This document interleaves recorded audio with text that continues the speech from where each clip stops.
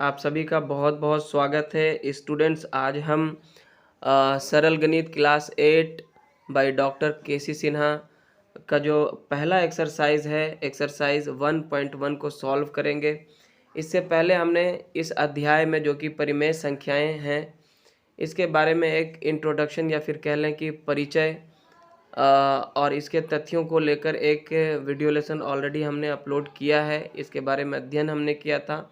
आप हमारे चैनल के प्लेलिस्ट में जाएं, वहां जाकर आपको एक सरल गणित क्लास 8 लिखा हुआ एक प्लेलिस्ट मिल जाएगा। वहां पर जाकर आप इस अध्याय के जो परिचय का जो वीडियो है वो देख सकते हैं, जिसमें तथ्यों को बताया गया है, सो दैट कि आप इस चैप्टर को आसानी से समझ सकें।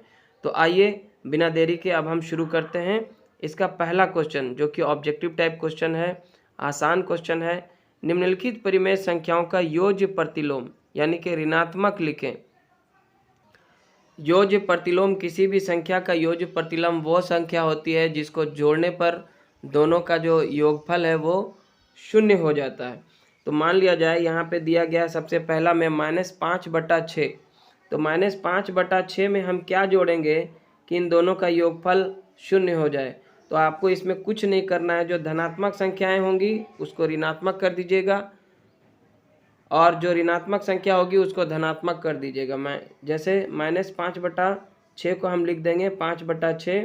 तो ये जब हम -5/6 को 5/6 से जोड़ेंगे तो माइनस प्लस कट करके जो है वो 0 हो जाएगा, है ना। और इसी प्रकार जब हम 3/4 का योज्य प्रतिलोम देखेंगे तो इसका जो है आपको केवल क्या करना है, ऋणात्मक रूप में इसको केवल लिख देना है। और जब आप 3/4 को -3/4 से जोड़ेंगे तो इसका मान क्या हो जाएगा, 0 हो जाएगा। यहाँ पे 3/4 क्या है, एक ऋणात्मक संख्या है, तो इसका जो है योज्य प्रतिलोम क्या आएगा, बोलिए 3/4 आएगा। क्योंकि ये ऋणात्मक में था तो ये इसका योज्य प्रतिलोम क्या हो जाएगा, धनात्मक हो जाएगा। यहाँ पे -3/-5 दिया गया है, तो -3/5 बराबर क्या होगा, एक प्रकार से 3/5 ही तो है। माइनस माइनस ऊपर नीचे कट जाएगा तो क्या हो गया, 3/5। और इसका जो योज्य प्रतिलोम होगा वो क्या होगा, इसका योज्य प्रतिलोम होगा -3/5। ये सबको ऐसा कर दीजिए, ठीक है। इसका योज्य प्रतिलोम क्या आएगा, -3/5। और x का योज्य प्रतिलोम क्या होगा, x चूंकि धनात्मक संख्या है तो इसका योज्य प्रतिलोम क्या होगा, यही संख्या ऋणात्मक रूप में होगा, -x होगा। और -x का योज्य प्रतिलोम क्या होगा, तो x होगा, है ना। आई होप कि ये आपको समझ आया होगा। जब हम दो संख्याओं को जोड़ते हैं और उनका योगफल शून्य होता है तो वो दोनों एक दूसरे के योज्य प्रतिलोम कहलाते हैं। जैसे -x था यहाँ पे, तो -x का योज्य प्रतिलोम क्या होगा, x होगा। देखिए यहाँ पे -x को जब आप x से जोड़ दोगे तो माइनस प्लस कट करके क्या हो जाएगा, 0 होगा कि नहीं होगा। -x में है, एक x प्लस में है, दोनों कट के क्या हो जाएगा, 0 हो जाएगा। अगला नंबर हम देखते हैं, इसका योज्य प्रतिलोम हमको निकालना है। संख्या दिया गया है 21/121, तो इसको कुछ नहीं करना है, केवल माइनस साइन दे देना है, -21/121, ठीक है। अब -7/19 है अगला नंबर में, तो इसका हो जाएगा 7/19। क्लियर है। क्वेश्चन नंबर 2 है, सत्यापित कीजिए कि निम्न के लिए माइनस ब्रैकेट के अंदर -x और x समान है। पहला नंबर में दिया है x बराबर 13/17। अब हम ये यहाँ पे क्या करते हैं, -x को इस तरह से लिखते हैं, ठीक है। यहाँ पे हम x का जो मान दिया गया है वो बैठाएंगे, माइनस बाहर में है और फिर ब्रैकेट के अंदर हो जाएगा -13/17। जब हम इसको बाहर निकालते हैं तो माइनस माइनस क्या हो जाएगा, +13/17। तो इस प्रकार हम देखते हैं कि x बराबर माइनस माइनस x क्या हो गया, बराबर आता है, दोनों सत्यापित हुआ।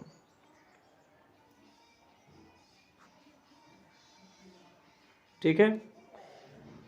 इसी प्रकार यहाँ पे दिया है x बराबर -21/31। अब हम क्या करेंगे, माइनस माइनस x लिखेंगे, और अब इसमें इसका मान भर देते हैं। इसका मान क्या आ जाएगा, माइनस अपने जगह पे है, एक ये ब्रैकेट लेते हैं, यहाँ पे भी देखिए माइनस है, और x का मान भी माइनस में है, -21/31।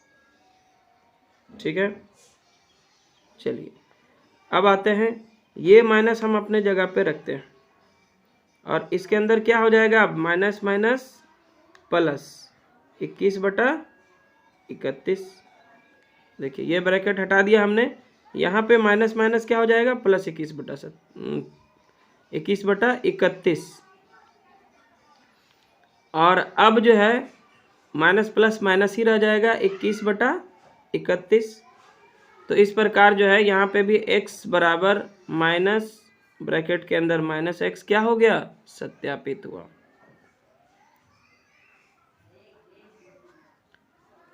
चलिए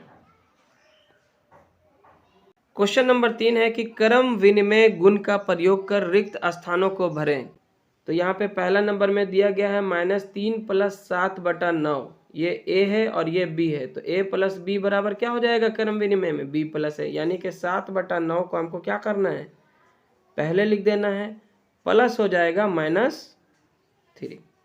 ठीक है ना, इसको आप ब्रैकेट में भी चाहें तो रख सकते हैं। दूसरा नंबर में देखिए क्या कहता है, 6/13 प्लस -5/11। इसमें हमको कुछ नहीं करना है, इसमें हमको सिर्फ जो बी नंबर पे लिखा है, जो बाद में लिखा है उसको पहले लिख देना है, -5/11, और फिर यहाँ पे प्लस का साइन देना है और यहाँ पे हमको -6/13 लिख देना है। ये हो गया क्रम विनिमय नियम। 4/11 प्लस -5/8 है, तो -5/8 को पहले लिख देंगे, बीच में जोड़ का निशान है दे देंगे, और उसके बाद 4/11 लिख देंगे। तो ये क्या हो गया, योग का क्रम विनिमय। यहाँ पे देखिए मान लिया जाए, यहाँ पे चौथा नंबर में है -8/9 प्लस -7। तो -7 को इस बार हम लोग क्या करेंगे, पहले लिख देंगे और प्लस -8/9 लिख देंगे। तो ये ही था हमारा क्रम विनिमय, जो कि योग के लिए था।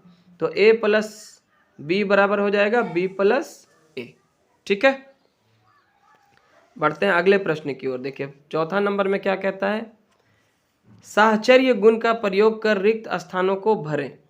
देखिए यहाँ पे क्या किया गया है, a और b को पहले जोड़ा गया है और उसके बाद यहाँ पे c को जोड़ा गया है। तो हम लोग क्या करेंगे, इस बार a को छोड़ देते हैं बाहर,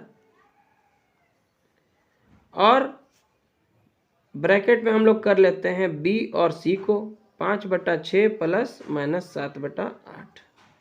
यही तो है साहचर्य नियम। ठीक है ना, यहाँ पे a b को पहले जोड़ा गया है, उसके बाद उसमें c को जोड़ा गया है। यहाँ पे हम क्या कर रहे हैं, a को बाहर छोड़ देते हैं, b और c को पहले जोड़ लेते हैं।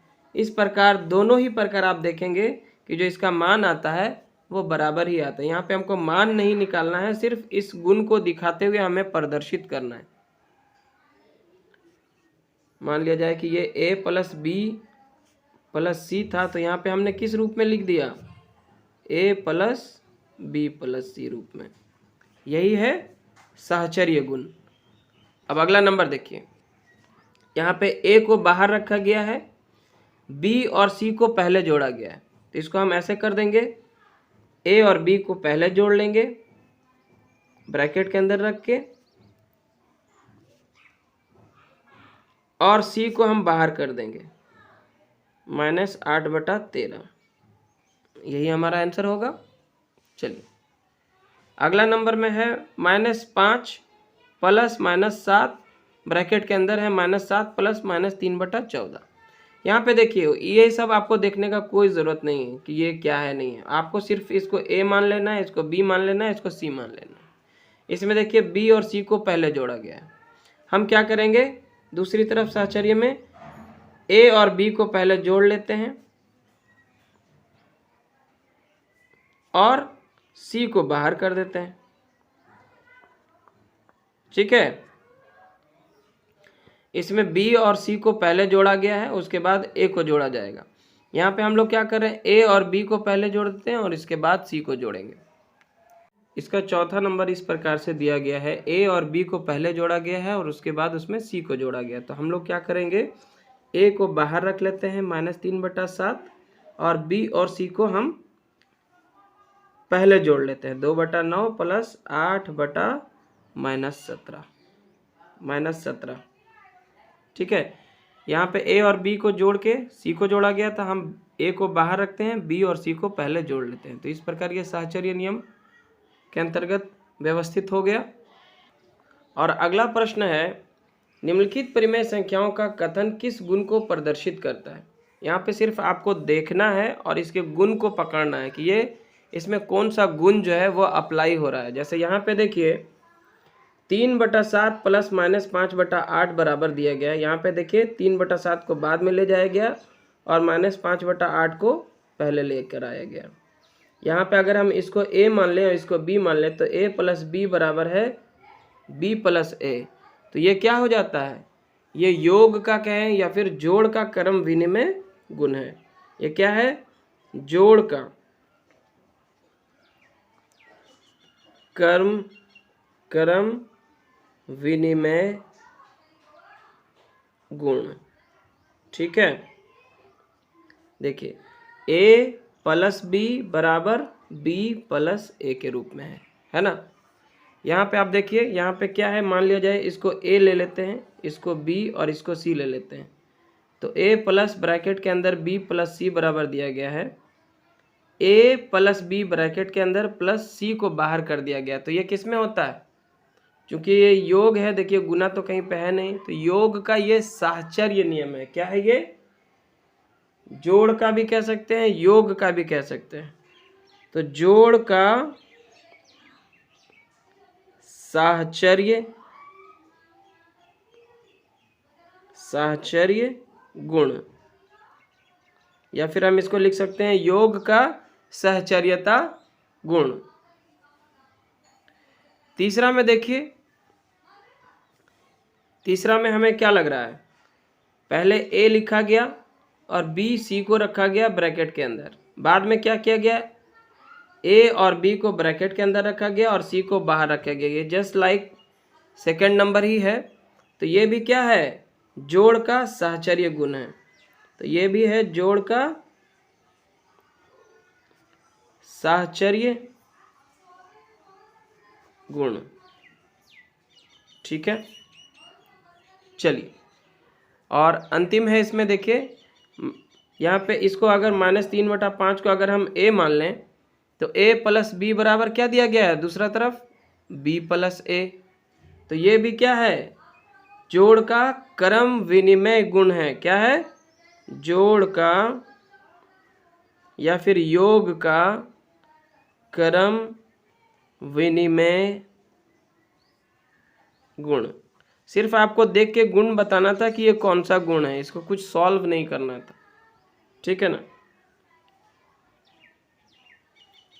बस आपको देखकर ये बताना था कि ये कौन सा गुण है। तो हमने आसानी से इसको पहचान लिया। और अगला प्रश्न है, निम्नलिखित का योगफल ज्ञात करें। तो अब हमें क्या करना है, परिमेय संख्याओं को जोड़ना है।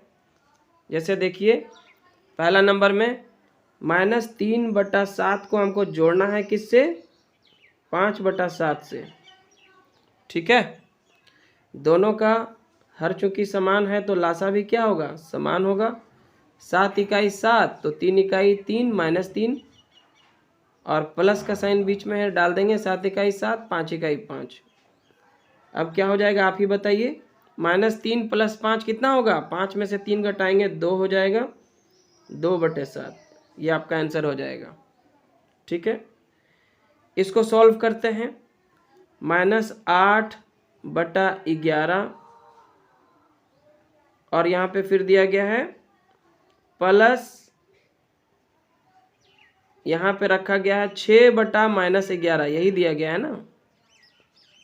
चलिए, तो यहाँ पे हम -8/11 को रहने देते हैं अपने जगह पे, और ये प्लस माइनस क्या हो जाएगा, -6/11।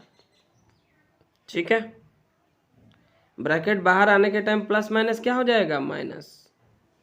अब 11 और 11 का लासा क्या होगा, 11 ही होगा। तो 11 एकम 11, तो -8 इकाई, -8, बीच में माइनस का साइन है, माइनस डाल दीजिए। 11 इकाई 11, तो 6 इकाई 6, बराबर हो जाएगा। अब माइनस माइनस क्या होगा, प्लस, लेकिन साइन होगा माइनस का ही। 8 6 14 बटे 11, यही आपका आंसर हो जाएगा। अगला नंबर है 3 नंबर, 4 बटे 5, इसको जोड़ना है हमको -17 बटा 5 से, ठीक है ना। तो ये 5 ही रह जाएगा लासा, तो 5 इकाई 5, तो 4 इकाई 4, बीच में प्लस का साइन है, और ये माइनस में है 17, तो इसको हम माइनस ब्रैकेट के अंदर रख लेते हैं। 5 इकाई 5, तो 17 इकाई 17। अब दोनों हो जाएगा, बाहर निकालिए। 4 प्लस माइनस क्या हो जाएगा, -17 बटे 5, ठीक है। अब 4 में से -17 जाएगा, तो 17 में से 4 गया तो 13, -13 बचेगा क्योंकि 17 बड़ा है, तो इसी का साइन रहेगा। तो -13 बटा 5, ये आपका आ जाएगा आंसर। इसे भी हमें योग करना है, जोड़ना है अगला नंबर में। तो ये हो जाएगा 8 बटा 5 प्लस -12 बटा 5, लासा 5 ही होगा। तो 5 इकाई 5, 8 इकाई 8, बीच में प्लस का साइन है, दे दीजिए, और ये माइनस में आएगा। 5 इकाई 5, तो -12 इकाई -12, ठीक है। चलिए इसको और आगे बढ़ाते हैं।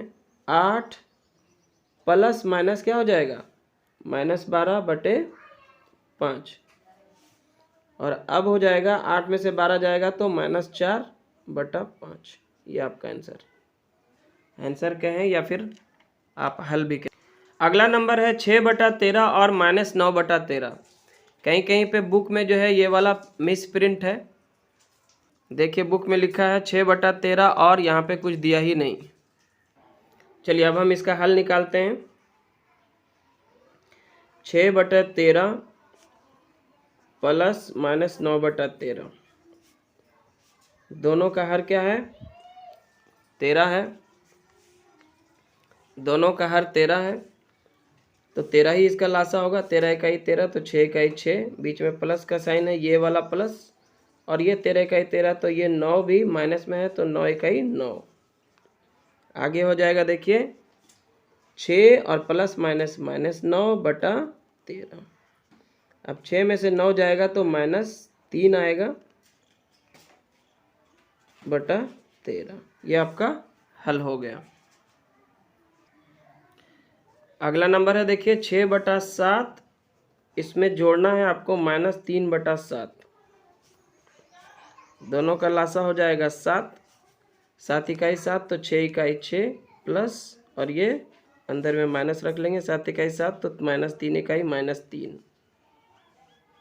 अब देखिए आगे बाहर निकालते हैं। 6 तो अपने जगह पे है, प्लस माइनस क्या हो जाएगा, सॉरी यहाँ पे, अब क्या करते हैं, देखिए 6 अपने जगह पे है, और ये प्लस माइनस क्या हो जाएगा, -3 बटा 7, बराबर हो जाएगा। 6 में से 3 जाएगा तो 3 बटा 7, यही है इस प्रश्न का हल।